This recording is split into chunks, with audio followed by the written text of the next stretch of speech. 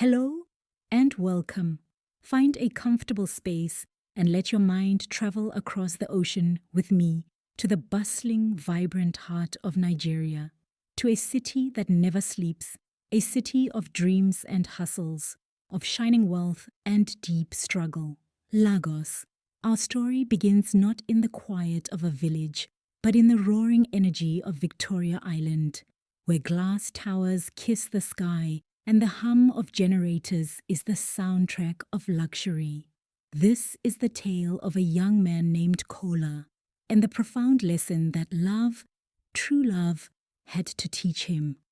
Kola was the only son of Chief Adebayo, the titan of timber, a man whose wealth was as vast as the Atlantic Ocean that lapped at the shore of their Ikoyi mansion. Kola lived a life gilded in privilege. His sneakers cost more than a teacher's monthly salary. His watch was not for telling time, but for announcing status. He drove a Ferrari that growled through the streets of Lagos, parting traffic like a red-hot knife through butter. His life was a constant stream of parties at the finest clubs, trips to Dubai, and the unquestioning admiration of everyone he met. He was handsome, charming, and utterly, completely blind to the world beyond his golden bubble. And then there was Nneka. Nneka was an artist. She painted visions of the Nigeria she saw, not just the glitter, but the soul. She captured the weary wisdom in a market woman's eyes, the joyful chaos of a Danfo bus bursting with passengers, the quiet dignity of a farmer tending his yams. She lived in a modest apartment in Surulere with her grandmother, a woman of deep wisdom and old ways. Nneka was beautiful, but her true beauty was in her spirit, kind, grounded, and unimpressed by Kola's wealth. She saw the man he could be, not the wallet he was. Against all odds, they fell in love. Kola was captivated by her authenticity, a refreshing change from the superficiality he knew. Nneka saw a glimmer of goodness beneath his polished exterior, but Chief Adebayo was not pleased. "My son," he boomed one evening in his oak-paneled study, the smell of expensive cigar smoke hanging in the air. "This girl, Nneka, she is a distraction. She comes from nothing. Her people are villagers. You need a woman from a good family, a woman who understands our stature."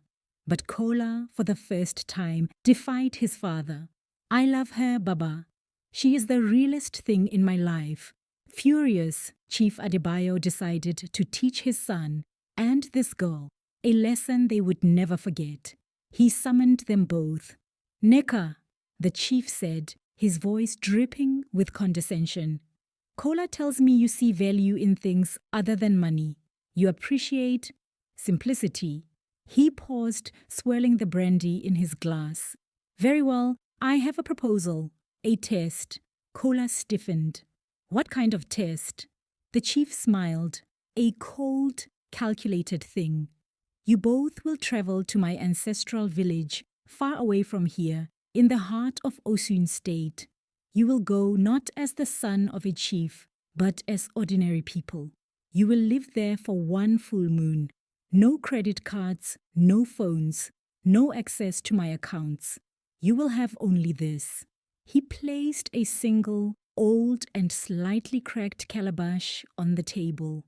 "You will fill this calabash with what you believe to be the most valuable thing you can find in that village. Not what costs the most money, but what you, Nneka, deem truly valuable. If at the end of the moon you bring back something that in my wisdom, agree is truly valuable, you have my blessing. You can marry my son. If you fail, you will leave Lagos and never see Kola again." Kola laughed. It was a foolish, simple challenge.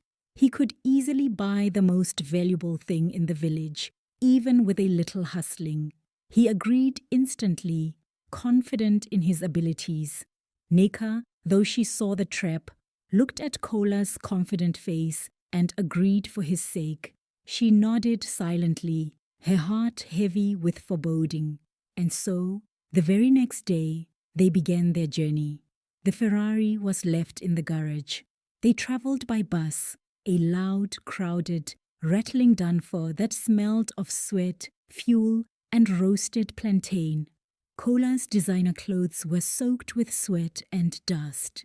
For the first time, he was just another body in the crowd, jostled and ignored. His charm and money meant nothing here. He was irritable, uncomfortable, and utterly out of his element. They arrived in the village of Ayedoto. It was a world away from Lagos. The air was clean, filled with the sounds of birds and children laughing, not car horns. The pace was slow, dictated by the sun and the seasons. Kola's arrogance was met with gentle amusement by the villagers. He tried to use his city smarts to make money, but his schemes failed. Who was he to tell a farmer how to grow yams? Who was he to tell a weaver how to make cloth? He tried to fill the calabash with things he thought had value. He collected rare-looking stones. He tried to buy a beautifully carved stool from the village carpenter, but the carpenter refused his money. "The stool is for my daughter's wedding," he said. "It is not for sale." Kola was frustrated. How could he acquire value if people wouldn't sell? Neka, on the other hand, blossomed. She helped the women fetch water from the stream. She learned to grind pepper with the grandmothers. She played with the children and listened to the elders tell stories under the ancient Iroko tree. She used her art to paint portraits of the villagers, gifts they treasured more than any currency. She was not acquiring value. She was becoming a part of it. Kola watched her, and for the first time, he began to see. He saw the value in a shared meal, offered freely from a pot that didn't have much to give.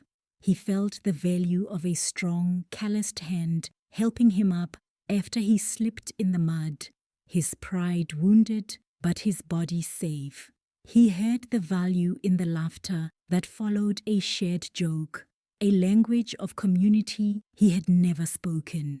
Weeks passed. The moon began to wane. Kola's expensive sneakers were torn and muddy. His designer shirt was faded, but his heart was fuller than it had ever been. He had learned to plant a seed. He had learned to thank the earth. He had learned that the wealth of a community was not in its bank, but in its people. The night before their return, Kola sat with Neka under a sky ablaze with stars, unseen in the light-polluted sky of Lagos. He held the empty calabash, his face etched with shame. "I have failed, Neka," he whispered, his voice thick with emotion. "I was a fool. I came here to find a thing to put in this calabash, but the most valuable things, respect, kindness, community, humility, they cannot be captured and sold. They can only be lived and given. I have nothing to show my father. I have lost you." Neka took his hand and smiled, a soft, knowing smile. "My love," she said, "you are wrong. You have everything to show him. You just don't see it yet." The next morning, they stood before Chief Adebayo back in the Lagos mansion. He looked them up and down, their simple, worn village clothes a stark contrast to his polished world. He smirked. "So, the villagers have returned. Empty-handed, I see." He pointed to the calabash in Kola's hands. Show me the most valuable thing you found in that place of simplicity." Kola's shoulders slumped. He looked at his father, not with defiance, but with a new, profound calm. He had changed. The spoiled boy was gone, and in his place stood a humbled man. "Father," Kola began, his voice steady and clear, devoid of its old arrogance, We went to your village believing we were on a mission to acquire something. We thought value was a thing to be collected, like one of your expensive paintings. But we were wrong. He held up the calabash. This calabash is empty because the greatest value in Ayedoto cannot be contained. It is in the air. It is in the soil. It is in the spirit of the people. I went there as a prince, and they saw me as a foolish child. I learned to listen from the elders who have forgotten more than I will ever know. I learned generosity from families who shared their last morsel of food. I learned strength from farmers who work from sunup to sundown, not for luxury, but for life. He placed the calabash gently on his father's desk. The most valuable thing I found, Baba, was myself. My true self, stripped of your money and my ego. I found humility, and that is a treasure that cannot be bought or sold or put in a calabash. It can only be earned. Neka knew this all along. She wasn't trying to fill the calabash. She was helping me fill my soul. If you cannot see the value in that, then your wealth has made you poorer than the poorest man in Ayedoto. Kola took Neka's hand. I love her, and with or without your blessing, I will marry her. Chief Adebayo was silent for a long, long time. He looked from his son's earnest, transformed face to the humble calabash, to the strong, quiet woman beside him. He saw not a poor artist, but a queen of character and wisdom. The cold calculation in his eyes melted away, replaced by a glimmer of something rare, respect. He reached out and picked up the empty calabash.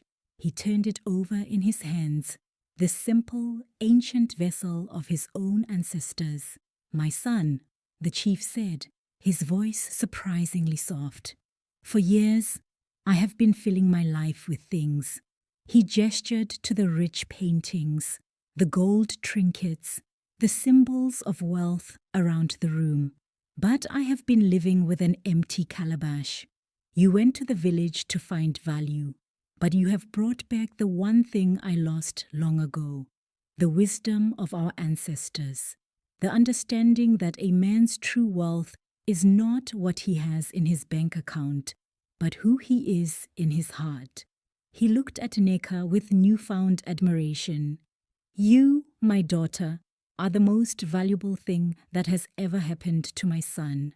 You saw the seed of a good man buried deep within him, and you helped it grow. You have my blessing and my apology." Chief Adebayo placed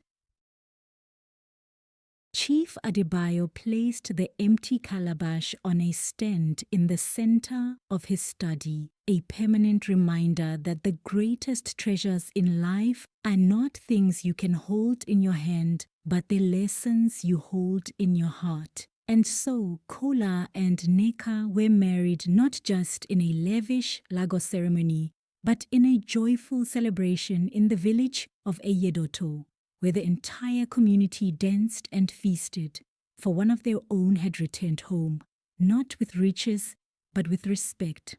Moral lesson.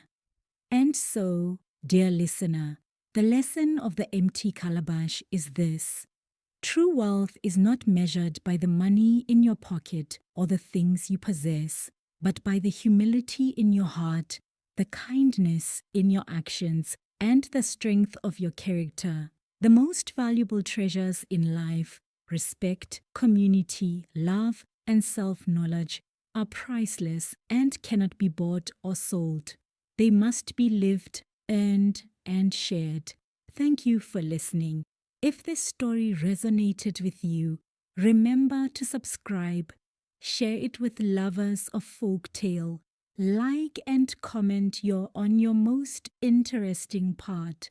We all have a journey to take to fill our own calabashes with what truly matters.